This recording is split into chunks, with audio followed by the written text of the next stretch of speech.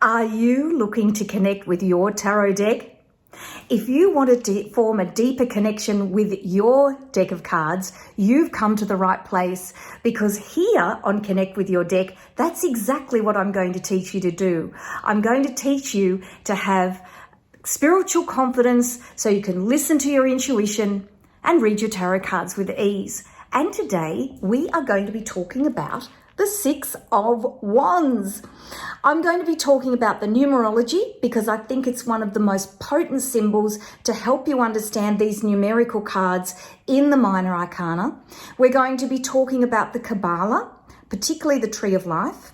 We're going to talk about the astrology, we're going to talk about the elements, and we're going to talk about the significance of the image on this card. I love looking at symbolism. I think it's fabulous. The more you look at it, the more it will change your life. You can go to an art gallery, you can be looking at even a movie and see symbolism within a book, anything that you're looking at that's in that artistic field, and you will see lots more meaning than you could possibly imagine. So let's spin the camera around. Let's have a look at the Six of Wands, and I'm going to take you on a journey to understand this card at a much deeper level.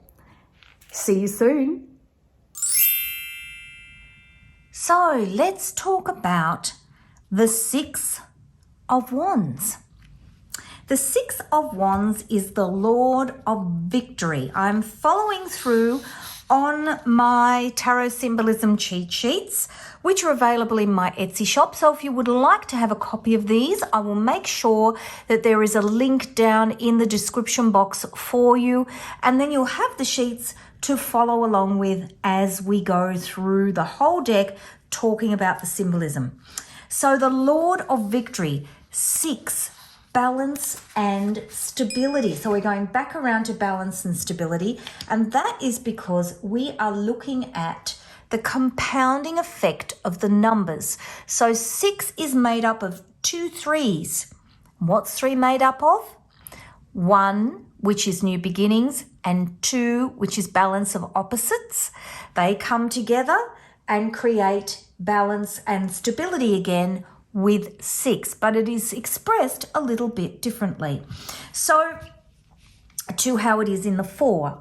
So we've got 6 of Wands, which we're going to speak about, creating balance and stability through your charismatic leadership. Then we've got Cups, the balance and stability that comes from home and family and memories, and the balance and stability perhaps that comes from older siblings.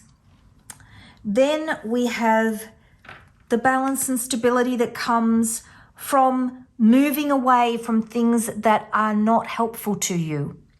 So the swords, you can see here, the 7 swords in the boat. And again, we'll talk about this card in more detail when we get to swords. But this idea of leaving what is not serving you in order to re-establish your balance and stability. And of course, Pentacles, this is a reallocation of balance and stability as wealth is redistributed to the poor.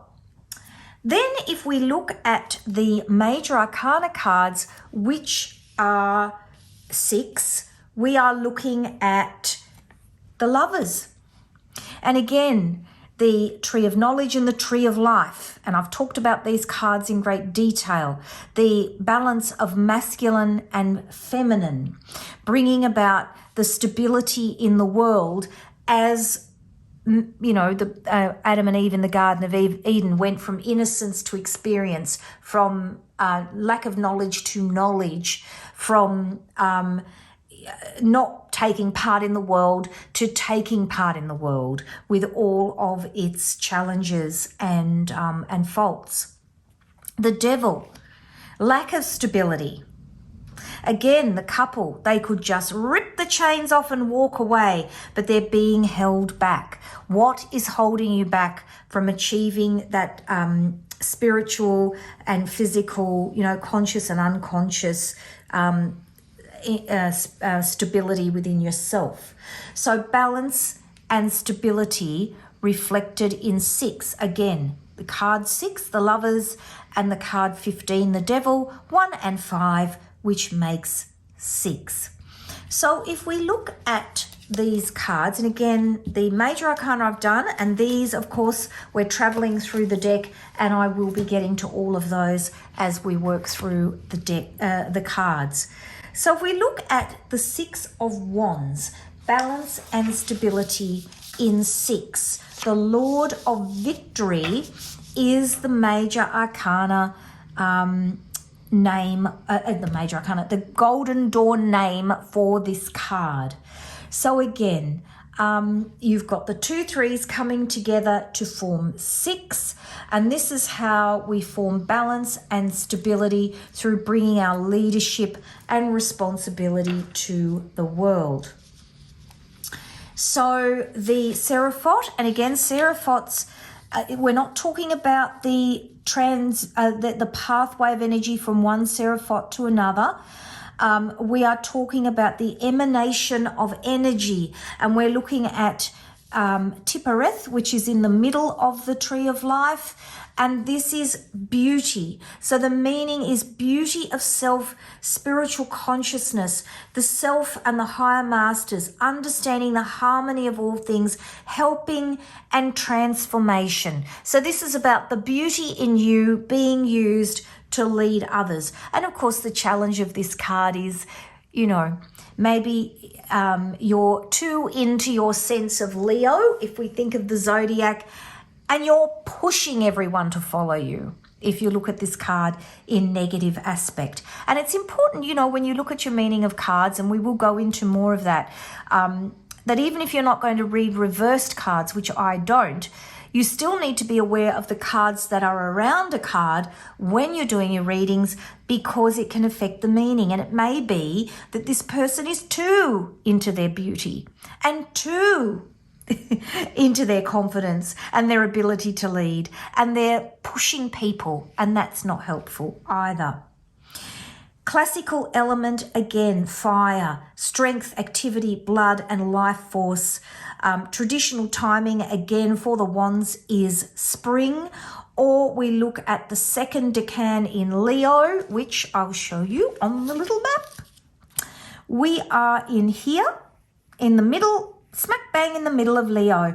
And as I've explained, the decans are arbitrary sections of the astrological calendar that are used to describe different parts of the personality of a different zodiac sign. So depending on where you're born, you get more of a sense of the type of Leo that you might be, depending on whether you're born in the first, the second, or the third decan.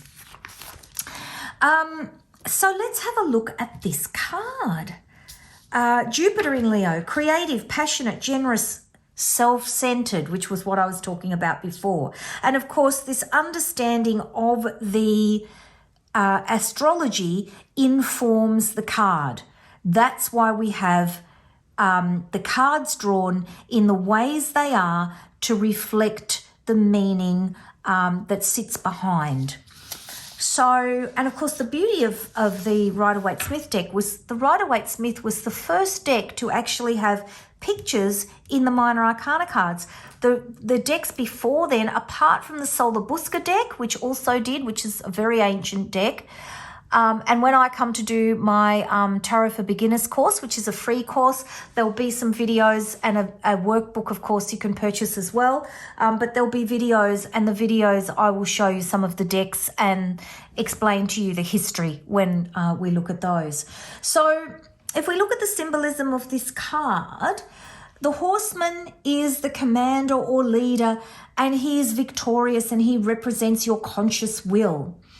Laurel crowns represent victory, and you've got one on his head and you have one on his wand as well. And you can see here again, all the wands are sprouting green leaves, so they're certainly in active expression of the meaning of this card. The crowd willingly follows you. They are representing the conscious support of everything that you do. And if we look at the symbolism, the blue sky indicates a clear way ahead, clarity of thought and purpose, and clarity of message, which of course he must have if he's got everybody following him. Green symbolism is growth, potential of growth, and growth in motion. And of course, look at the horse covered in the beautiful green cloth. Red symbolism, of course, is passion. It's positive passion. He's got a beautiful red cloak on. He's taking action. And the grey symbolism, the grey horse, usually grey is confusion, but in this particular instance, the grey horse is representing the unconscious drives that drive us all. Are his motivations noble? And this is really important because you might step out into the world and be able to lead people, but are your motivations for doing so in the right place? And so that's why we've got this symbolism of him riding the horse forward. Is he riding the horse forward with the right motivation? And so that is the Six of Wands. I do hope you've enjoyed my interpretation of the card. Don't forget that all my notes are available in my Etsy shop. I will put a link down into the comments. And as the videos become available, I'll make sure that they're down in the comments as well for you to click on to go and look at when you are studying the card, if you haven't already seen the different videos that go with this card. And that's it from me. Take care. I'd love you to be part of my community. Don't forget to go to connectwithyourdeck.com/newsletter. All of the links will be down in the comments, and I will see you in the next video. Take care, everybody. Bye-bye.